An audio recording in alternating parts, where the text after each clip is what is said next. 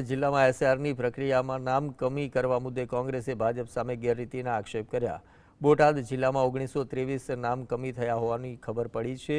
Form number 7 ભરી નામ સામે ખોટી વાંધા અરજી કરી અને અચોક્કસ જે સમુદાયને મતદાનથી અલિપ્ત રાખવાનું એક ષડયંત્ર રચવામાં આવ્યું હોવાના આક્ષેપો થયા છે। કોંગ્રેસના આગેવાનો દ્વારા જણાવવામાં આવ્યું કે તેઓ કોર્ટની શરણે જઈ ન્યાયિક પ્રક્રિયા હાથ ધરશે અને યોગ્ય કાર્યવાહી કરાશે।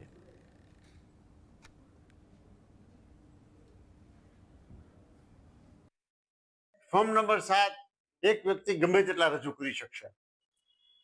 એક પહેલા પ્રી પ્લાનિંગ જ હતું ત્યારે એવો કાયદાનો અમલ થયો કે પ્રી પ્લાનિંગ થી કે ફોર્મ નંબર 7 છે એક વ્યક્તિ ગમે તેટલા રજૂ કરી શકશે। એટલે તમે જોવો છો આપણા બોટાદના અત્યારે 1800 થી 1900 એવા મતદારો છે જેનો લોકશાહીની અંદર મતનો અધિકાર છે। એ મત અધિકાર છીનવવાનું એક હીન પ્રકારનું ષડયંત્ર થયું છે।